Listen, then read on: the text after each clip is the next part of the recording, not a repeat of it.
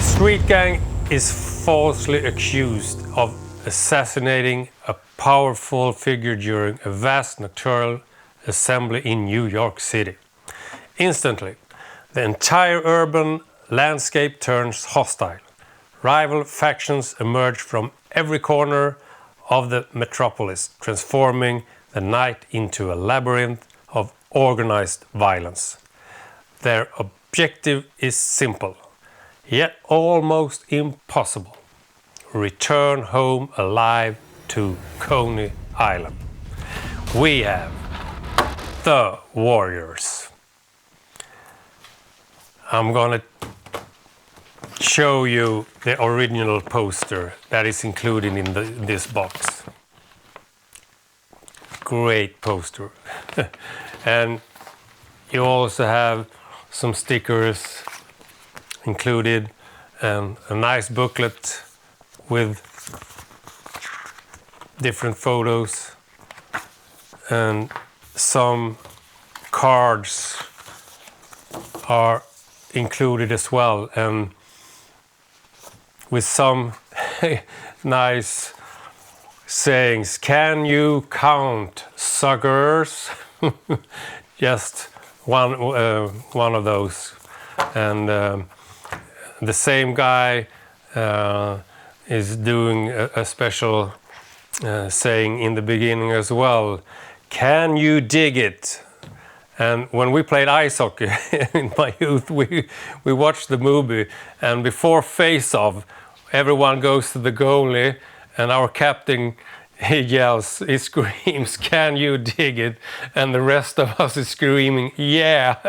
And all the parents and other people around were just standing like, wow. Truly inspiration in many ways. And I gotta say, the intro, when the Ferris wheel is turning in the background, the metro is coming up, and the music, which is just an unbelievable intro to a movie. And I know that in the parental organizations there was a lot of discussions about this movie and it was supposed to be banned, but hey man, so many great moments and memories of this movie. And I like the ending when you have the riffs standing on the beach with ice hockey sticks and baseball bats. And I don't know where the ice hockey sticks came from, but if you look closely, they do have it, even a goalie stick. That's hilarious. Baseball Furious, so many great things. And check out the interview with the director, because he explains a lot of things that was happening in New York at the time and when he did the movie. And check the director's cut. It's worth it. So definitely, in the end, Joe Walsh theme, In the City, great tune, great ending. The Warriors. The world's most explosive hard rock band is invited to perform at a brand new amusement park, where every ride and attraction is powered by cutting-edge effects technology. But when a brilliant and evil inventor named Abner Devereaux steals the band's supercharged talismans that are the source of the band's supernatural powers and neutralizes the band with a ray gun, the band, having lost their powers, are imprisoned to the underground lab. Devereaux then sends his robotic copies in place of the real band in order to ruin their concert and incite world domination. We have Kiss meets the Phantom of the Park. When I first heard about a Kiss movie at the time being released, I was in ecstasy, and telling the story to friends and everyone was really chilling for this movie to happen. And I was waiting and waiting for it to turn up on television because I just assumed that a new Kiss movie had to be seen on the Swedish television. But it never came, so what did I do? I finally called them and asked, why are you not broadcasting this movie? And they, they answered me that, well, we cannot broadcast and send all the films that are made, and it might come or not. I think that's what they said to a young guy like me calling. They didn't want to spoil everything and be rude, but that's how hard I was actually waiting to see the film. It's fun to see the film much later on in life, and I wish I had seen it when it came, but it's worth a watch now anyway. So, Kiss meets The Phantom of the Park. This is one of those films that isn't just watched, it's experienced.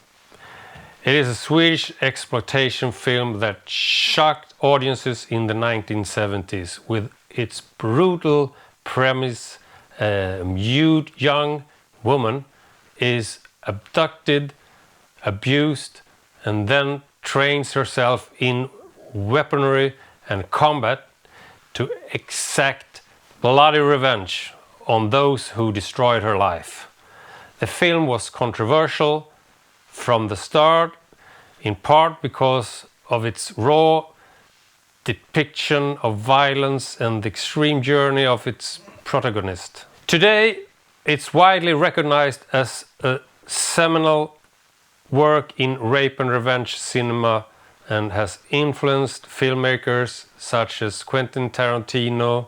Elements of the character Elle Driver in Kill Bill are inspired by this film. We have Thriller, A Cruel Picture. Decades later, the story of Frigga returns in a completely new form.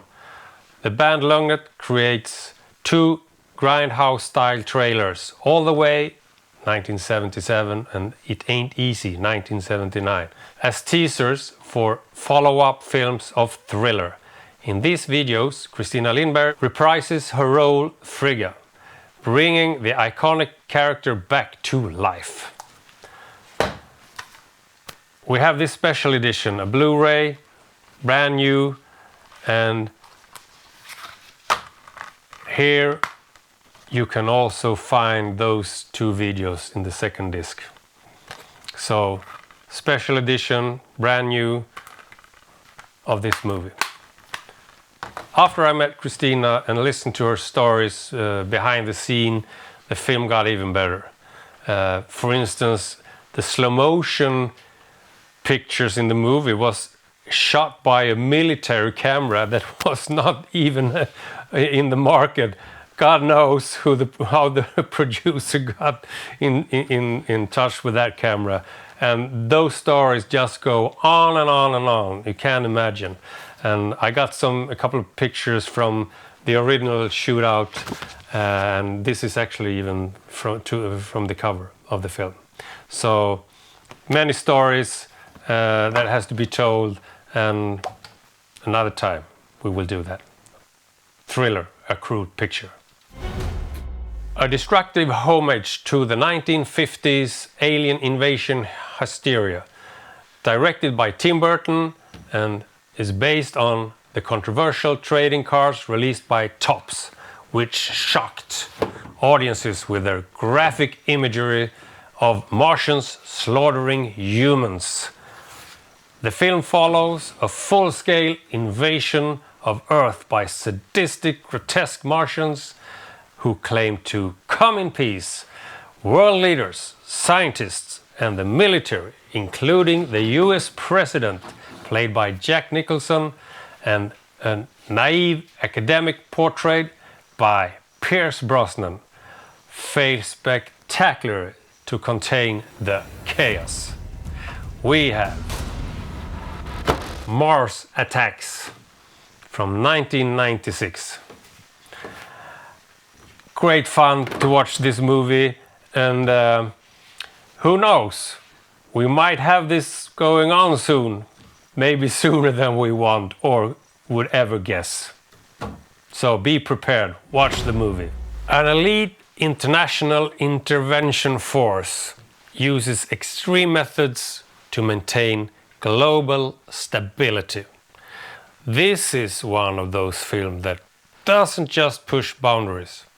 It obliterates them with reckless, unapologetic force. The story follows an elite globe-trotting American strike team determined to save the world from terrorism at any cost. We have Team America. I just love Matt Stone and Trey Parker. And being a huge fan of South Park, I really can relate to their satire. Watching this movie is hysterically funny.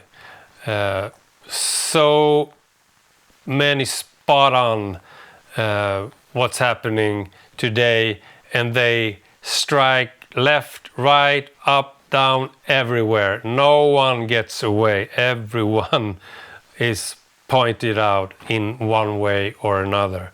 And this is pretty much what we got in the world today. So great movie. Thank you. This one throws you into a dystopian nightmare. Directed by John Carpenter, the movie stars Kurt Russell as the anti-hero Snake Plissken, a former soldier turned criminal. In the near future, Manhattan is turned into a maximum security prison island.